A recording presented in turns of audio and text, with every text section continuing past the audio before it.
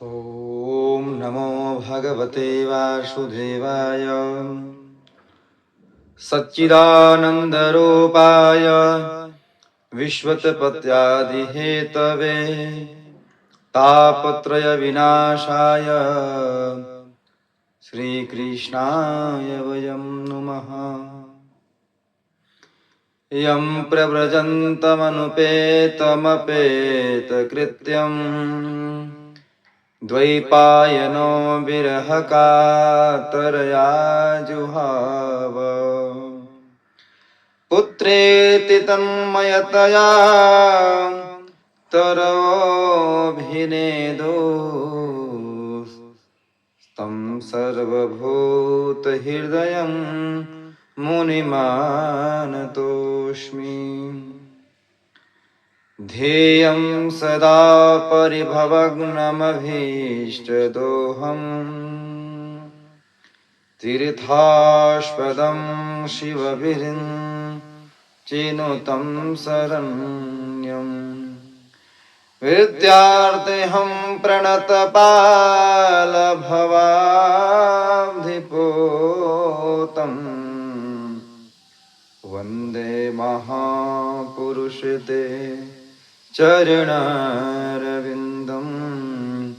वन्दे महापुरुषे ते चरणारविन्दम्। लक्ष्मीनाथसमारम्भां नाथयामुनमध्यमाम् अस्मदाचार्यपर्यन्तां वन्दे गुरुपरम्पराम्।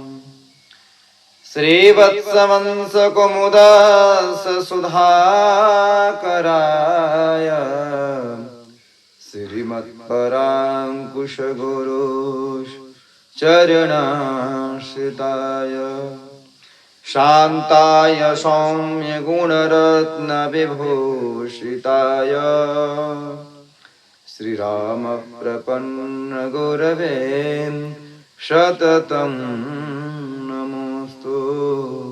श्रीरामप्रपन्नगुरवे सततं नमोऽस्तु। ॐ श्री सद्गुरुचरणकमलेभ्यो नमः। ॐ परब्रह्म परमात्मने नमः।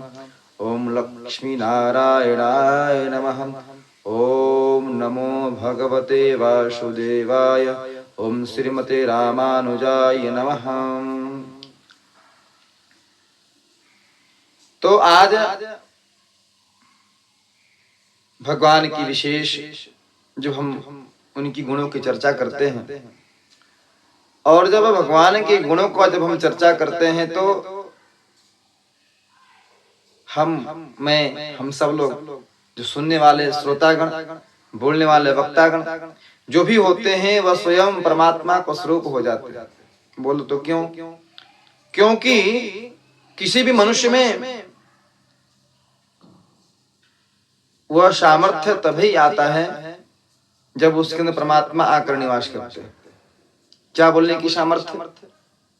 वो परमात्मा के विषय में वह परम तत्व इतना विशाल है कि अपने जीवन काल में जितने भी हम शब्द सीखे हैं शब्दकोश के द्वारा, वह शब्द भी कम पड़ जाएं, हमारी बुद्धि भी कम पड़ जाए, हमारा ज्ञान भी कम पड़ जाए। किसके लिए? उस परम तत्व के विषय में व्याख्यान करने के लिए।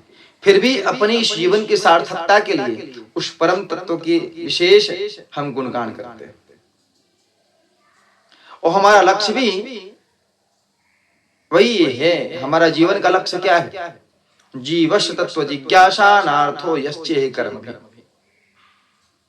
जीवन का लक्ष्य भी हमारा वही है, वह तत्व को जानना। उसी तत्व को जानने के लिए बड़े बड़े तपस्वी ऋषि महर्षि वर्षों वर्ष तपस्या करते हैं। किसी को लाभ प्राप्त होता है, किसी को लाभ प्राप्त नहीं होता, लेकिन वह निरंतर प्रयत्नशील होते हैं। आजकल तो उल्टा पलटा कार्य करते हुए भी परमात्मा को दर्शन करना चाहते हैं।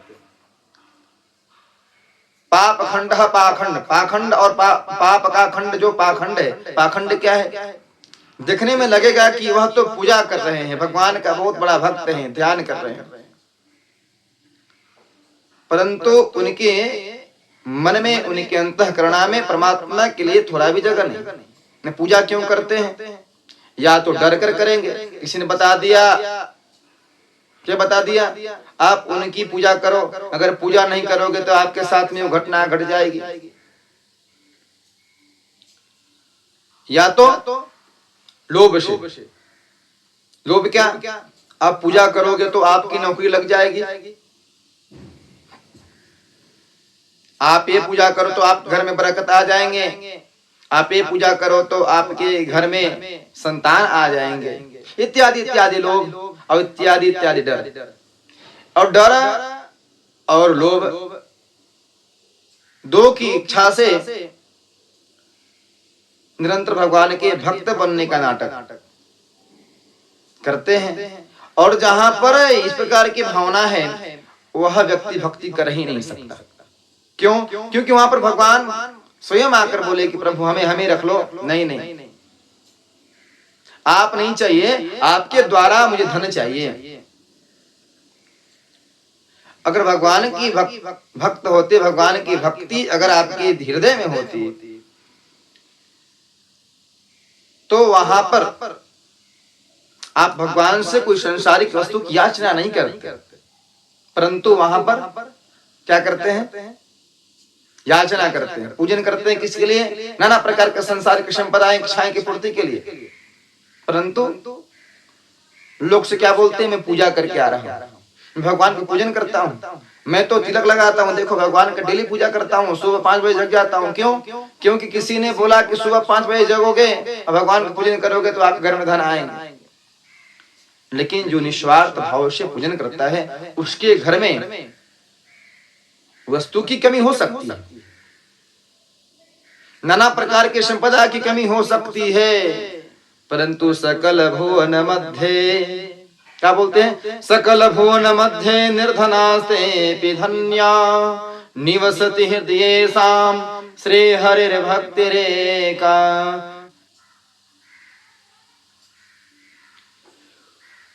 उस घर में संसारिक संपदा की कमी हो सकती है लेकिन आनंद की कमी नहीं, खुशी की कमी नहीं। और जितने भी लोग संसार में संसारिक वस्तु के पीछे भाग रहे हैं, सबका लक्ष्य क्या है? सबका उद्देश्य वही है ना कि मैं प्राप्त कर लूंगा तो मैं खुश हो जाऊंगा। तो सबका लक्ष्य एक ही है, खुशी। परंतु चारों तरफ घूमने के बाद वस्तु तो मिल जाती है, संसारिक इच्छाएं तो पूरी हो जाती है, परंतु उसमें सुख नहीं मिलता, आनंद नहीं मिलता। क्यों? क्योंकि सच यह है कि उसमें सुख है ही नहीं। भ्रांति है कि उस वस्तु में सुख है, उसमें केवल भ्रांति है, सुख का झलक है, सुख नहीं है। जैसे कोई आईना रख दो, अब आईना में अगर आईना के सामने में खड़ा हो जाऊं तो उस आईना में जो दिख रहा है वह व्यक्ति तो सेम हूबहू ऐसा ही दिखाई देगा, परंतु सच वह है कि केवल प्रतिबिंब है, उसका केवल वह दृश्य है, उसका चित्र है, वह स्वयं वो नहीं है, वो ब्रह्म है। और कोई व्यक्ति उसे ही सत्य समझ करके उससे बात करने लगे, गुस्सा करने लगे, गुस्सा करके उसको मारने का प्रयत्न करे, जैसे ही हाथ आगे बढ़ाएगा कांच पर हाथ लगेगा, कांच फूटेगी, हाथ कटेगा। तो याचना ऐसे नहीं कि याचना नहीं करनी, याचना भी करनी, लेकिन याचना क्या करनी ये सोचना है। वही तो हमारा शास्त्र बताता है। बोलते निर्णय कैसे करें, हमें क्या याचना करना है, यह हम निर्णय कैसे करें, मुझे क्या चाहिए। निर्णय करने के सामर्थ्य कहां से आएंगे? वह निर्णय करने के सामर्थ्य तो गुरु के पास ही मिलता है। इस सद्बुद्धि जागृत तो गुरु के पास संतों की संगति में लगने के बाद ही प्राप्त होंगे। बिना शास्त्र के जाने, बिना गुरु के सानिध्य प्राप्त किए, बिना संतों के संगति लगे, अगर अपने हृदय में बुद्धि को जागृत करना चाहते हो तो बुद्धि तो जागृत होगी, परंतु सत्य की ओर नहीं, ये संसार के अंधकार की ओर। जो व्यक्ति जब क्रोध होता है, जब क्रोध में व्यक्ति होता है, तो वह व्यक्ति जो बोल रहा होता है उसके लिए उसके मन के अनुकूल वही सत्य होता है। जो मैं बोल रहा हूं वही सत्य है। मैं जो क्रोध कर रहा हूं वह गलत नहीं है, मैं जो क्रोध कर रहा हूं वह क्रोध ही सत्य है। लेकिन जैसे वह क्रोध शांत हो जाता है तो व्यक्ति सोचता है मैं कितना इतना क्रोधित क्यों होता हूं। कभी कभी बहुत लोग आते हैं, पंडित जी मुझे बहुत गुस्सा आता है, अचानक पता नहीं क्या हो जाता है। लेकिन जब वो क्रोध में होता है, उनसे बात करो तो गुरु जी की बात ही नहीं, गुरु जी को मार के भगा दे। तो वहां पर सबसे पहले क्या करना है, बुद्धि को जागृत करना है। संतों की संगति में, शास्त्रों के सानिध्य में, गुरु की सेवा से तब आप निर्णय करने की सामर्थ्य रख सकते हैं। अन्यथा आपकी बुद्धि नकारात्मक शक्तियों के अग्रसर होंगे, परिणाम स्वरूप आप पतन की ओर जाइएगा। पुनः 84 लाख योनि में कबड्डी खेलना पड़ेगा। तो कभी भी अगर परमात्मा से प्रेम करते हैं, परमात्मा को चाहते हैं, तो अहेतुक भक्ति करना है। भागवत महापुराण में कहते हैं सवै पुंसाम परो धर्मो यतो भक्ति रधोक्षजे अहेतुक्य प्रतिहता आत्मा असंप्रसिद्ध। अहेतुक भक्ति, इसमें कोई इच्छा नहीं, कोई लालसा नहीं, बस प्रभु आप चाहिए, आप मिल जाएंगे तो सब कुछ प्राप्त हो जाएगा। जैसे अपने पिता के पास उनको सेवा करते हुए बोलो, पिताजी मैं आपको सेवा कर रहा हूं, उसके बदले में आपके नाम पर जितने भी संपत्ति हैं मेरे नाम पर कर दो। बताओ आपके पिताजी के ऊपर कितने दुख बीतेंगे, सोचो। आप स्वयं समझो, आप किसी के पिता हो, आपका पुत्र आकर बोलता है कि पिताजी मैं आपको सेवा कर रहा हूं, बदले में आपका जो संपत्ति है मुझे दे दो। तो आप सेवा के बदले में कुछ चाहते हो, यहाँ व्यापार चल रहा है। वह व्यापार को हम भक्ति नहीं कर सकते। और परमात्मा के साथ, भक्ति के साथ कभी व्यापार नहीं हो सकता। और जहां व्यापार है वो भक्ति हो ही नहीं सकती। और यहां पर तो व्यापार ही चल रहा है। कितना 11 किलो लड्डू चढ़ाएंगे प्रभु, कितना 11 किलो लड्डू। मान लो भगवान जब तक नौकरी नहीं लगेगी भूखे रहेंगे, क्यों? लड्डू खाना है। तो भगवान आपके लड्डू के लिए भूखे रहे। भगवान को लोभी मत बनाओ, लोभी मत समझो।